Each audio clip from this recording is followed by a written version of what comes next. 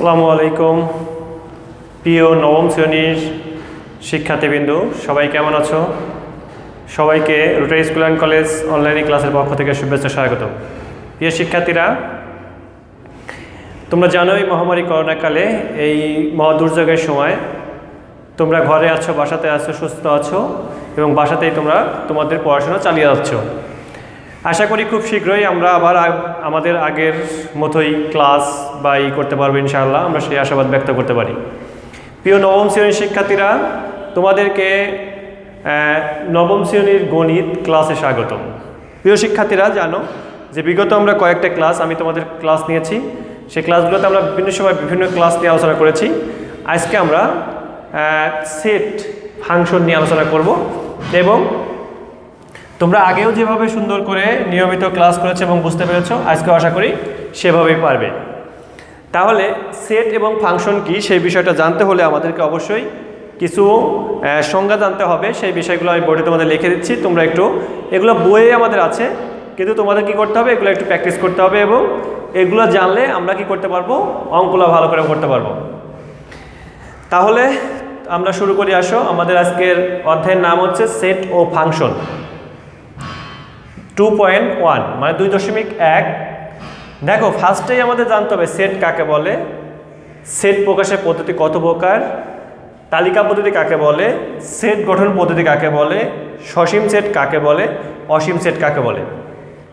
তাহলে দেখো, এই যে সেট পদ্ধতি, সেট আমি যখন যে বিষয়ে পড়ব সেই বিষয়টা যদি আমি ভালো করে না বুঝতে পারি তাহলে কিন্তু আমি ভালো পারবো না। তাহলে আমাকে কি করতে হবে, অবশ্যই সেই বিষয়টা ভালো করে জেনে বুঝে তারপর কিন্তু আমাকে অ্যাপ্লাই করতে হবে। তাহলে আমরা দেখো, আমি তোমাদের বলবো অবশ্যই তোমরা বোর্ড বই এবং খাতা কলম নিয়ে সামনে বসে যাও। তোমরা আমি যেগুলো লিখবো তোমাদের অবশ্যই খাতায় লিখতে হবে। দেখো, আমি সিরিয়াল মতো লিখে দিচ্ছি, তোমরা এগুলো খাতায় তুলে নাও এবং এই সঙ্গগুলো তোমরা বাসায় কি করবে, মুখস্থ করবে এবং এগুলা শিখে রাখবে উদাহরণ সহ। যে সেট কাকে বলে, সেট প্রকাশের পদ্ধতি কয় প্রকার। আমরা জানি যে সেট প্রকাশের পদ্ধতি দুই প্রকার, সেটা হচ্ছে কি তালিকা পদ্ধতি এবং সেট গঠন পদ্ধতি। সসীম সেট কাকে বলে, অসীম সেট কাকে বলে, এছাড়া আরও কিছু আছে যেগুলো আমি তোমাদের লিখে দিব, একটু ধারাবাহিকভাবে খেয়াল করো। এরপরে আমাদের আছে, দেখো, ফাঁকা সেট। ফাঁকা সেট কাকে বলে। তারপরে উপর দিকে এগুলো লেখা হয়ে গেছে আশা করি, এখন মুছে দিই উপরে এগুলা।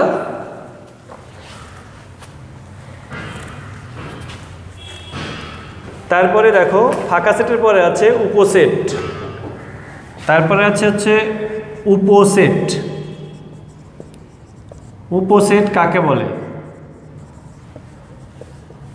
তারপরে আছে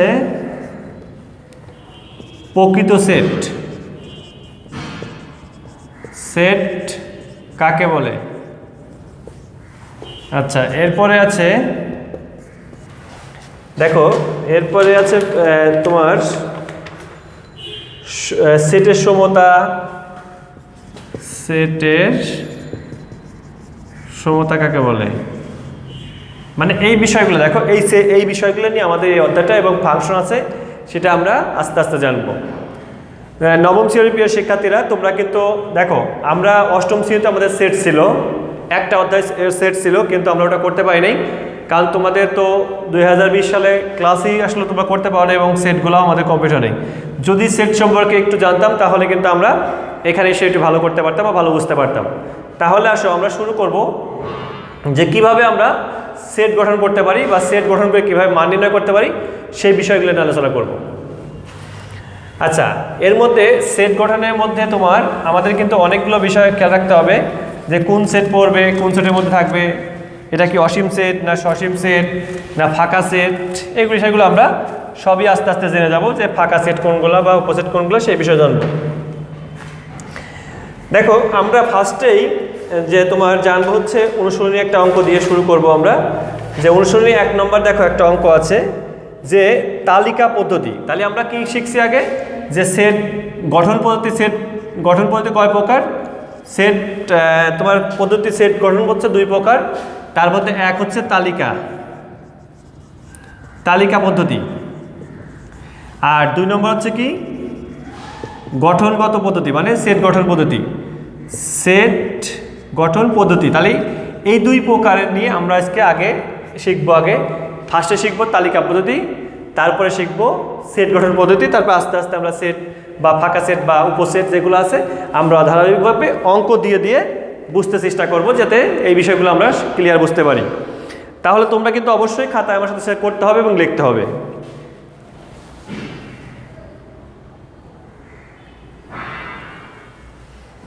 আচ্ছা, তাহলে আমরা শুরু করি। আসো আমাদের তালিকা বলতে কীভাবে বের করতে পারি। অনুশীলনী একটা অঙ্ক দিয়ে আমরা শুরু করি। অনুশীলনী একটা অঙ্ক দেখো, প্রথমে ক নম্বর আছে হচ্ছে ক নম্বর আছে x belong n x square 9 এবং x কিউ এটা 130। আচ্ছা, এটাকে আমাদের কি বলছে যে তালিকা পদ্ধতি প্রকাশ করো। কি পদ্ধতি? তালিকা পদ্ধতি প্রকাশ করতে বলছে। তাহলে তালিকা পদ্ধতি প্রকাশ করতে হলে অবশ্যই খেয়াল রাখতে হবে তোমার যে আমরা কিভাবে করতে পারি। একটু মনোযোগ সহকারে করলে ইনশাআল্লাহ আশা করি একটা শিখতে পারলে আমরা বাকিগুলা পেরে যাব। এখন দেখো সমাধান শুরু করি, তোমরা একটু লিখবা আমার সাথে সাথে। আমরা জানি স্বাভাবিক স্বাভাবিক সংখ্যার সেট। স্বাভাবিক সংখ্যার সেট। আচ্ছা, স্বাভাবিক সংখ্যার সেট আমরা জানি, এটা সবাই আমরা মোটামুটি জানি যে 1 2 3 4 5 6 7, মানে এক কথায় যে এটা আমরা লিখতে পারি এটা। এখন দেখো যেসব স্বাভাবিক সংখ্যার বর্গ, যেসব স্বাভাবিক সংখ্যার বর্গ 9 অপেক্ষায় বড়, বর্গ 9 অপেক্ষায় 9 অপেক্ষায় বড়, সেগুলো হলো 4 4 4 16, 5 6 7 এরকম। কারণ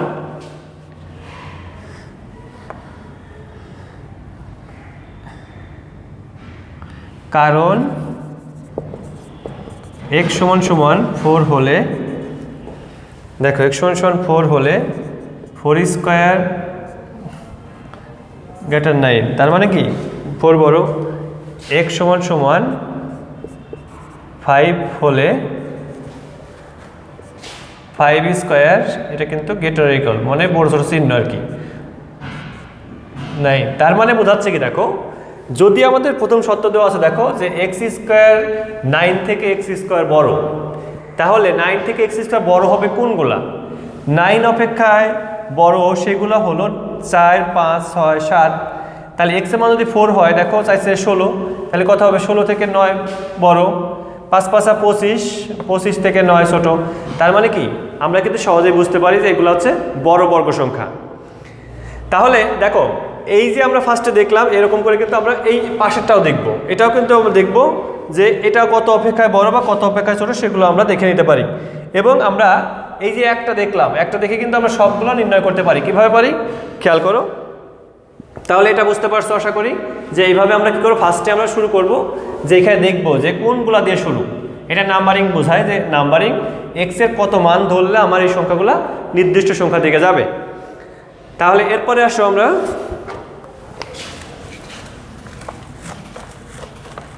আমি প্রত্যেকটা নাম্বার থেকে আমি তোমাদের একটা করে দিব, যাতে তোমাদের এই পেশাটা ক্লিয়ার হয়ে যায়, যে তোমরা যাতে নিজেরাই পারো করতে।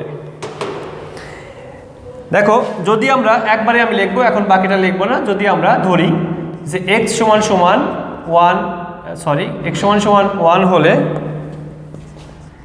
1 হলে দেখো এখানে 1 স্কোয়ার যদি বসাই একবারে, আমরা কিন্তু একবারেই বসাই দিতে পারি। আমরা যা করলাম দেখো, আমরা যদি একবারেও লিখি, আমি একবারে তোমাদের শেখাবো যে দুটাই একবারে কিভাবে হয়। খেয়াল করো, x এর বিভিন্ন মান যদি আমরা ধরি, তাহলে ডাইরেক্ট আমরা ধরে মান বের করতে পারি। কিরকম? যে x সমান সমান 1 হলে, আচ্ছা x স্কোয়ার যে লিখছি যে x স্কোয়ার 9 আর এক্স কিউ 30। দেখো এইখানে আমরা মানটা বসাবো, খেয়াল করো। তাহলে 1 হলে তাহলে 1 9, ঠিক আছে।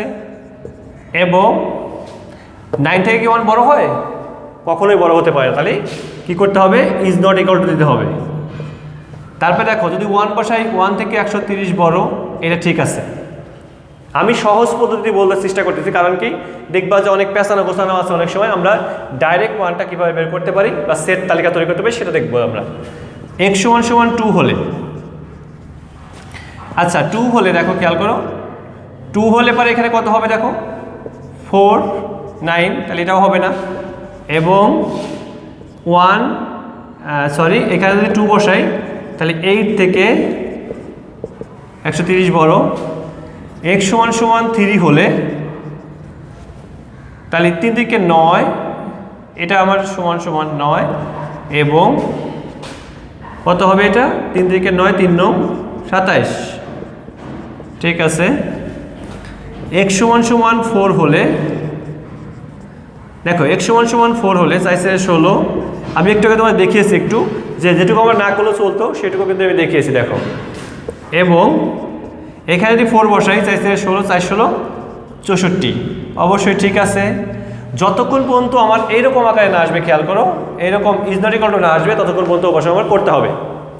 আচ্ছা x = 5 হলে তার মানে এই মানটা গ্রহণযোগ্য। দেখো কেন গ্রহণযোগ্য আমি একটু শেষ করে তারপরে বলি। এত হলে 5 5 কত 25 থেকে 9 ছোট, এটা ঠিক আছে। 5 5 25, 5 25 125, তাহলে কত হয় 130। দেখো তারপরে কি আছে, x⁶ হলে দেখো 6 কত 36, হ্যাঁ ওকে। দেখো 36 থেকে অবশ্যই খেয়াল করো 9, এবং 6 36 6 36 216। আচ্ছা এটা দেখো তো, কখনোই কি 216 থেকে 130 বড় হতে পারে? কখনোই বড় হতে পারে। তাহলে ইজ নট ইকুয়াল টু, খেয়াল করো। তাহলে আমাদের দেখো গ্রহণযোগ্য মান কোনটা? গ্রহণযোগ্য মান হচ্ছে 1 3 4 5। তার মানে সমান 3 হবে না, কারণ সমান সমান নেওয়া যাবে না। তাহলে গ্রহণযোগ্য মান হচ্ছে কি 4 ও 5। দেখো অবশ্যই কিন্তু আমাদের এখানে মিলতে হবে, মানটা মিলতে হবে এবং মিলে ওই মানটা নিতে হবে। তাহলে কিন্তু আমরা সহজেই বুঝতে পারবো যে তালিকা পদ্ধতি আমাদের সত্য ছিল কি, আমাদের সত্য ছিল 9 থেকে x এর মান বড়। তাই 9 থেকে x এর মান বড়, আমি কত পাইছি দেখো 16 25। তারপরে ছিল কি যে x³ থেকে 130 বড়, মানে 130 বড় হবে। তাহলে কিন্তু আমরা বুঝতে পারছি যে অবশ্যই এই 30 কিন্তু আমাদের কি হবে, অবশ্যই বড় হবে। তাহলে কিন্তু আমরা লিখতে পারি সত্য অনুসারে, আমরা লাস্ট লিখব, সুতরাং সত্য অনুসারে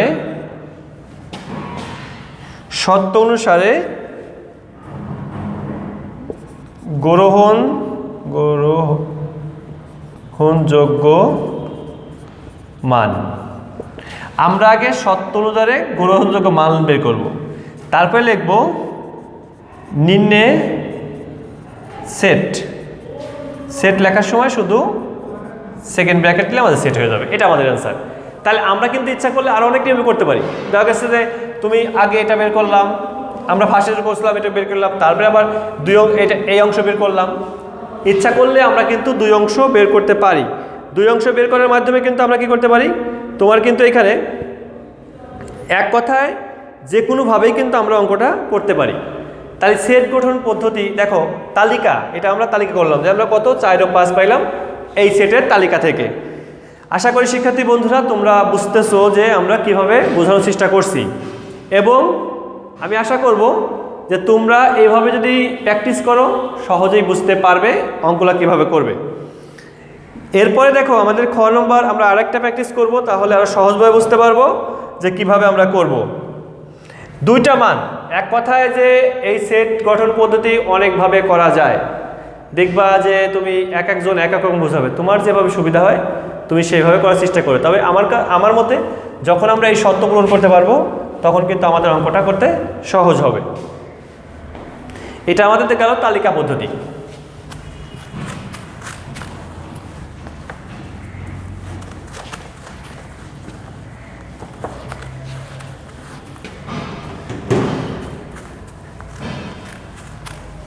এরপর আমরা 3 নম্বর, দেখো 3 নম্বর আমরা একটা করে দেবো। 3 নম্বর একটু শেখার চেষ্টা করি। এরপরে হচ্ছে যেটা করলাম এই নিয়মেই হচ্ছে তোমার সেট গঠন পদ্ধতি। 3 নম্বর দেখো যে আমরা কিভাবে মান বের করতে পারি। দেখো 3-এর ক করবো আমরা। দেওয়া আছে a সমান সমান 2, 3, 4 এবং b সমান সমান দেওয়া আছে হচ্ছে 1, 2a এবং c সমান সমান দেওয়া আছে দেখো 2ab। এই দেখো এই মানটা দিয়ে এই কয়টা মান দেওয়া আছে আমাদের, এই কয়টা মান দিয়ে আমরা নিচের সেটগুলো নির্ণয় করতে পারবো। দেখো নিচের সেটগুলো কীভাবে নির্ণয় করবো সেই বিষয়টা আমি তোমাদের ক্লিয়ার করে দেবো ইনশাআল্লাহ। একটা করলে বা দুটা করলে তোমার পরবর্তীগুলো তোমরা নিজেরাই পারবে। আমি প্রত্যেকটা থেকে নিয়ম শিখাই দেবো, তোমরা বাসায় প্র্যাকটিস করবে। আচ্ছা, ক নম্বরে আমাদের কি আছে b/c। আচ্ছা, b/c যদি থাকে তাহলে আমরা কি লিখবো দেখো। তাহলে b এর মান কত আছে আমাদের দেখো, খেয়াল করো যে 1, 2a, তারপর হচ্ছে c এর মান কত আছে 2ab। দেখো এই চিহ্নটা দেখো, এটা কিন্তু ভাগ আকারে থাকে আর কি, ওইটাকে বোঝায় ভাগ দেওয়া বোঝায় আর কি। দেখো এইখান থেকে আমাদের মিল আছে কোনটা কোনটা, 1, 2 আর a, 2 আর a মিল নাই কোনটা বলো? মিল নাই আমাদের, শুধুমাত্র এর মিল নাই। মিল নাই কোনটা বলো? সেটা আমরা নিব, যেটা মিল নাই সেটা আমরা নিয়ে নিব আর কি। তাহলে কিন্তু এটা সহজেই আমরা বুঝতে পারি যে কিভাবে আমরা নির্ণয় করবো। এটা কিন্তু আমরা সহজেই মান নির্ণয় করতে পারি। তোমরা একটু দেখো, এই পর্যন্ত খাতা তোলো, আমি বোঝাই দিচ্ছি, আবার রিপ্লে করব আবার বোঝার জন্য। তোমরা একটু খাতা তোলা শুরু করে দাও। আশা করি সবাই খাতায় তুলছো। আচ্ছা দেখো এইখান থেকে যদি আমাদের মিলে যায় তাহলে আমরা কি করব, যে এইখান থেকে যেটা মিলবে না, প্রথম রাশি যেটা থাকবে সেটা হচ্ছে আমাদের অ্যান্সার। তাহলে আমাদের অ্যান্সার হচ্ছে 1। আমরা আরেকটা ক্লিয়ার করি তাহলে আরও বুঝতে পারবে। এরপরে হচ্ছে AUB, খ নম্বর আছে একই মান দিয়ে। আচ্ছা আমি সহজ করে একটা কথা বলি, এটাকে আমি আমার ভাষায় মনে রাখি কাপ। আমরা চা খাই না, চা খাই, এটাকে ইউনিয়নে বলা হয়, ইউনিয়নে বলা হয়। আবার আমি সহজ ভাষায় তোমাদের মনে রাখার জন্য আমি সহজ ভাষায় বলতে চাই এটা কাপ, আর এটাকে বলি ক্যাপ। এটার কিন্তু সুন্দর নামও আছে, কিন্তু মনে রাখার জন্য আমি যদি বলি এটা হচ্ছে, আমি মনে রাখি লসাগু, এটা মনে রাখি গসাগু। কারণ কি আমরা যখন অঙ্ক করি তখন কিন্তু দেখবা যে লসাগু আর গসাগুর চিন্তা করি, লসাগুর সময় সবই নেই, মিল থাকলেও নেই, না থাকলেও নেই, আর গসাগুর সময় শুধু মিল থাকলে নেই। তার মানে যদি আমি ক্যাপ আর কাপ মনে রাখি তাহলে কিন্তু আমি সহজভাবেই অ্যান্সার লিখতে পারবো। দেখো এর মান কত দেওয়া আছে, এর মান হচ্ছে 2, 3, 4। বির মান কত দেওয়া আছে দেখো, বির মান হচ্ছে, বির মান আমাদের দেওয়া আছে হচ্ছে 1, 2a। আচ্ছা আমি কি বলেছি এই চিহ্নটা সম্পর্কে, আমি কি বলেছি বলো, যে এটা হচ্ছে লসাগু আকারে। তাহলে লসাগু থাকলে আমি কি করব, সবই নিব, এক জিনিস দুইবার নিব না। তাহলে আমি যদি সাজায় লিখি তাহলে 1, 2, 3, 4a, তাহলে কিন্তু আমার অ্যান্সারটা হয়ে গেল। তাহলে আমি বলতে চাচ্ছি যে আমরা শুধু সহজভাবে মনে রাখবো যে কিভাবে আমরা মান নির্ণয় করতে পারি বা মান কিভাবে বের করতে পারি। তাহলে আশা করি যে আমরা কিন্তু এগুলো পারবো, যদি একটু বড়ও আসে আমরা ভেঙে ভেঙে করতে পারবো। খাতা তুলে নাও, আমি তোমাদের আরেকটা একটু বড় ধরনের দেখা দিচ্ছি, তাহলে তোমরা ক্লিয়ার বুঝতে পারবে। তাহলে আরেকটা বিষয় আমরা আলোচনা করি, দেখি গ নম্বরটা কি বলছে, গ বা খ। এরপরে আমরা একটা বোঝাবো হচ্ছে একটু আলাদা,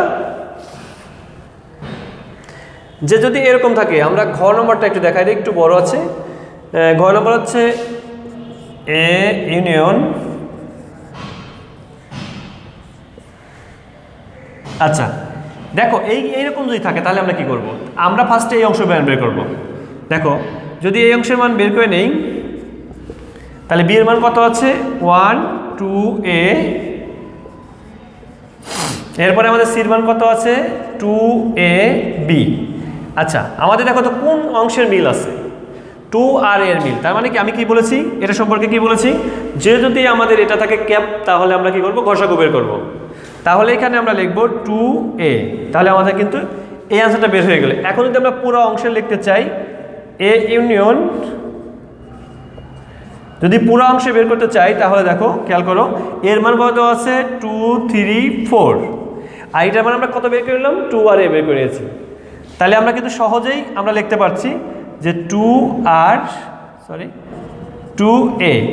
তাহলে দেখো আগেরটা কিন্তু যা করেছি এখন দেখো সেই অংশে কিন্তু আমাদের চলে এসেছে। তাহলে আমরা লিখব কত 2 3 4a। দেখো এখন কথা হচ্ছে যে এই যে বিষয়টা আমরা শিখলাম বা শিখতেছি, ইনশাল্লাহ আমরা যদি একটু চেষ্টা করি যে না আমরা এগুলো একটু ভালো করে শিখবো বা সেট কীভাবে গঠন করে বা কীভাবে মান নির্ণয় করে, তাহলে কিন্তু আমরা সহজেই পারবো। তাহলে প্রিয় শিক্ষার্থীরা, আমি তোমাদেরকে বাসায় কাজ দিয়েছি, হোমওয়ার্ক দিয়েছি, সংজ্ঞা দিয়েছি। সেট কাকে বলে, তালিকাবদ্ধ কাকে বলে, ফাঁকা সেট কাকে বলে, সসীম সেট কাকে বলে, অসীম সেট কাকে বলে, এই বিষয়টা কিন্তু তোমাকে খেয়াল রাখতে হবে। এই বিষয়টা খেয়াল রেখে তোমাকে কিন্তু আগাতে হবে। তাহলে আমরা কিন্তু বুঝতে পারবো যে তোমরা কতটুকু বুঝতে পারছো বা কতটুকু করতে পারছো। তাহলে প্রিয় শিক্ষার্থীরা, আমরা আজকে এই পর্যন্তই করলাম। এরপরের ক্লাসে ইনশাল্লাহ আমরা এরপর থেকে শুরু করব। তোমরা কিন্তু বাসায় প্র্যাকটিস করবে, যেগুলো না বুঝবে তোমরা আমাকে বলবে, আমি ইনশাল্লাহ আমাদের কমেন্ট বক্সে জানাবে, আমি চেষ্টা করব পুনরায় যদি তোমরা না বোঝো আমি আবার বোঝানোর জন্য। তবে তোমাদেরকে ওই সংখ্যাগুলো মুখস্থ করতে হবে উদাহরণ সহ। কেন? যদি প্রত্যেকটা উদাহরণ মুখস্থ রাখতে পারি তাহলে কিন্তু সেট গঠন পদ্ধতি আমি সহজেই করতে পারবো। তো ঠিক আছে, ভালো থাকো, আল্লাহ হাফেজ।